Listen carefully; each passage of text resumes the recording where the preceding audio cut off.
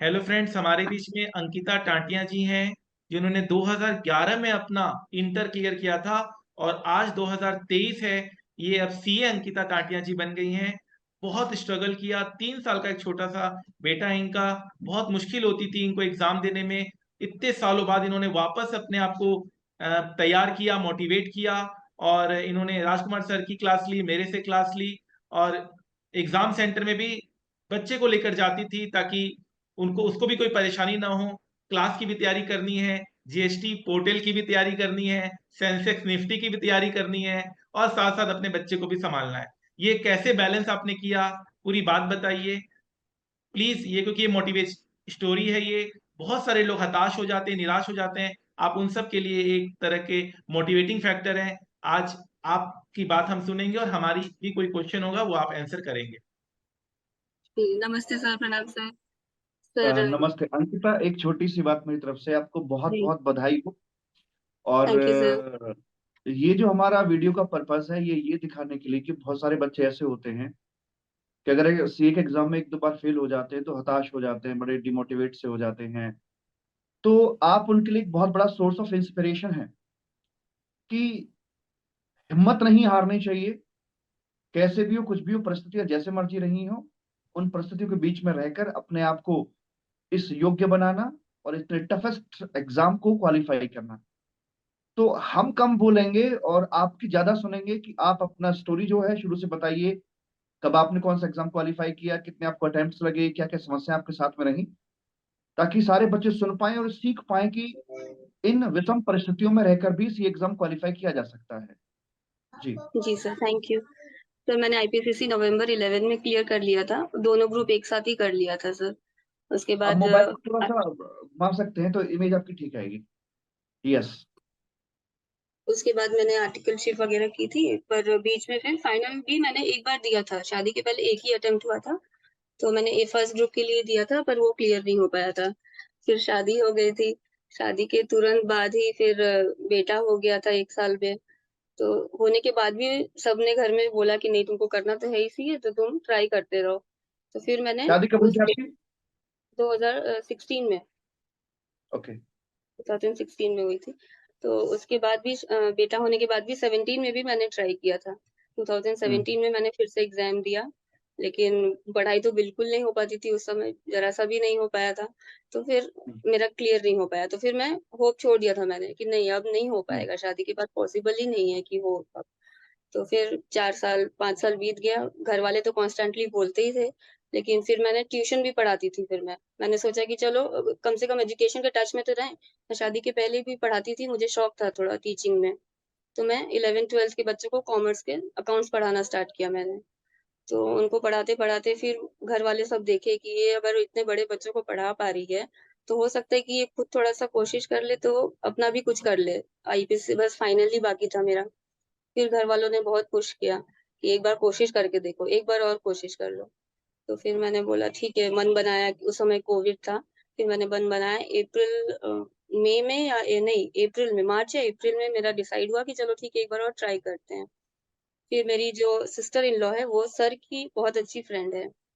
तो उन्होंने मुझे सर को रेफर किया कि एक बार आप इनसे बात करके देखो, ये आपको गाइड करेंगे। तो मैंने सर से बात की, सर बोले कि अभी इनफ टाइम है, कोविड का टाइम है, अभी एग्ज़ाम्स पोस्टपोन हो रहे हैं, तो आप एक ही पेपर लेके स्टार्ट करो, प्रैक्टिकल पेपर एसएफएम लेके स्टार्ट करो। और अगर टाइम मिलता है और एग्ज़ाम एक्सटेंड होगा तो 2 पेपर का तैयारी कर लेना उस बीच।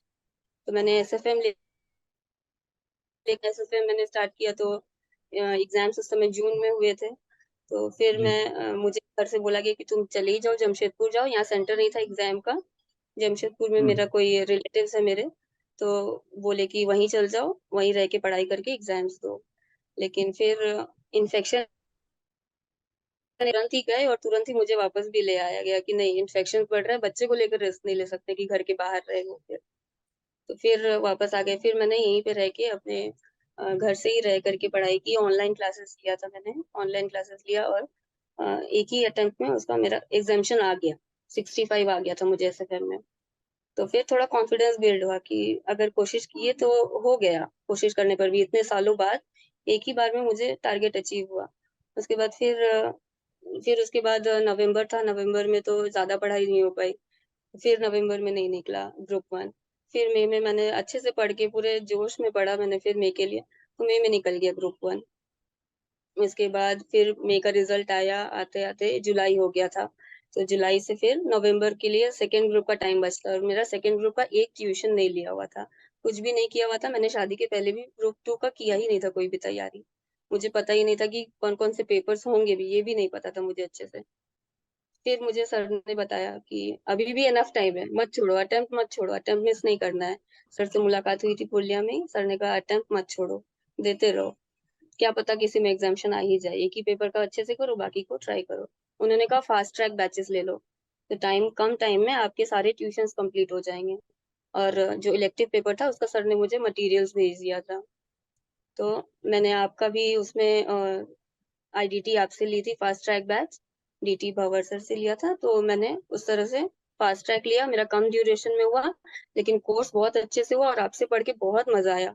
जीएसटी में मेरा इंटरेस्ट जाग गया था, बहुत बहुत मुझे अच्छा लगने लगा जीएसटी। मुझे बहुत अच्छा लगा, मुझे लगा कि यार जीएसटी में ही काम करना है मेरे को तो आगे जाके बहुत बहुत अच्छा अच्छा लगा जीएसटी। मुझे आपसे अच्छा। बहुत मतलब मजे से आपने पढ़ाया, बिल्कुल भी प्रेशर नहीं पड़ा और सब चीज हम्म याद हो जाता था फास्ट ट्रैक में भी। और कोई कॉन्सेप्ट भी हम्म नहीं छूटा, जैसे डर लगता था कि फास्ट ट्रैक में कॉन्सेप्ट छूट जाएगा, पर मैंने सिर्फ आप ही का बुक्स फॉलो किया था, क्वेश्चन बैंक भी था उसमें। सर उस सब इजीली हो गया, स्मूथली हो गया ग्रुप 2 फिर एक, लेकिन नवंबर में तो नहीं हो पाता क्योंकि बस ट्यूशन कंप्लीट हुए थे, सेल्फ स्टडी नहीं हो पाई थी, तो नवंबर में नहीं निकला, पर मई में सर हो गया। कि मई में हम मैं 2 जीएसटी। महीना के लिए जमशेदपुर गई थी, 2 महीना हम्म वहीं पर पूरा रह करके 10 आवर्स हम्म 11 आवर्स पढ़ाई हुआ पूरा जम के, हम्म। तो हो गया सर। अच्छा, हम जीएसटी पोर्टल का यूज करते हैं क्लासेस के दौरान, तो वो कितना हेल्पफुल होता है आपकी तैयारी में? बहुत अच्छा था, और मतलब फास्ट ट्रैक में तो शायद शायद थोड़ा कम यूज हो पाता था, पर आप शो तो हम्म करते थे, लेकिन फास्ट ट्रैक में शायद कम था। पर हम्म बहुत इंटरेस्टिंग था सर क्लासेस करना, बहुत अच्छे हम्म से हुआ सर। हम्म मेरा फेवरेट हम्म। सब्जेक्ट जीएसटी हो गया था, इनडायरेक्ट टैक्स हो गया था, मुझे लगा था इसमें तो अच्छा अच्छे से ही स्कोर करना है। अच्छा। अब आपको पता है न्यू स्कीम के अंदर सी इंस्टीट्यूट ने इसे मैंडेटरी कर दिया जीएसटी पोर्टल को, कि बच्चे को आना ही आना है वो, जो क्वेश्चन पेपर आएंगे उसी पर बेस्ड आएंगे वो। बिल्कुल रहेगा सर। हाँ। और देखो, इसमें शादी के बाद हम समझ सकते हैं कि बहुत सारी जिम्मेदारियां बढ़ जाती हैं, और खासतौर पे आपकी तो लड़कों की शायद उतनी नहीं बढ़ती, लेकिन लड़कियों की बहुत ज्यादा समस्याएं बढ़ जाती हैं और जिम्मेदारियां भी बढ़ जाती हैं। ऊपर से बेबी हो तो ये मान के चलो कि डबल ट्रिपल आपको जिम्मेदारियां बढ़ जाती हैं। इन परिस्थितियों में रहकर जो आपने ये कारनामा कर दिखाया है, उसके लिए आप बहुत बहुत हकदार हैं इसके। और मैं सबसे ज्यादा शुक्रिया अदा करना चाहूंगा आपके ससुराल वालों का, क्योंकि जी सर, बहुत बड़ा बहुत उनकी ही बड़ा योग। सपोर्ट है। और आपको अपना ये क्रेडिट उन्हीं को देना चाहिए कि उनकी सपोर्ट रही है तो ही आप ये कर पाए हैं, अदरवाइज नहीं हो पाता ये। जी, मैं अगर जाती भी थी काम करने तो मेरी मदर इन लॉ है, चाची सास है, वो हम्म लोग मुझे वापस भेज देते थे कि तुम जाके पढ़ लो, हम लोग है अभी, हम लोग कर रहे हैं इधर का। हम्म। अच्छा अच्छा, मेरे ग्रेट चाचा से ग्रेट। मतलब जॉइंट फैमिली है सर, न्यूक्लियर भी नहीं, जॉइंट हम्म। फैमिली है। उसके बाद सबने सपोर्ट किया, एक एक जन ने सर। कुछ बच्चे हमसे ये भी पूछते हैं कि जब उनके मल्टीपल अटेम्प्ट्स लग जाते हैं तो बोलते हैं साहब हमारी एज बढ़ रही है, क्या करें कैसे करें। तो यहाँ तो ये फैक्टर भी आपने बीट किया है कि भले ही थोड़ी एज बढ़ी, बट उसके बावजूद भी आपने हार नहीं मानी है और ये सब किया है। तो मतलब it's hats off to you, मतलब बहुत ही एक एक डिफरेंट सिनेरियो है। ये कोई बीकॉम का एग्जाम नहीं है, ये सीए का एग्जाम है। आदित्य सर। जिंदगी भर अब इनके नाम के आगे सीए रहेगा, अब इनसे कोई छीन नहीं हम्म सकता ये।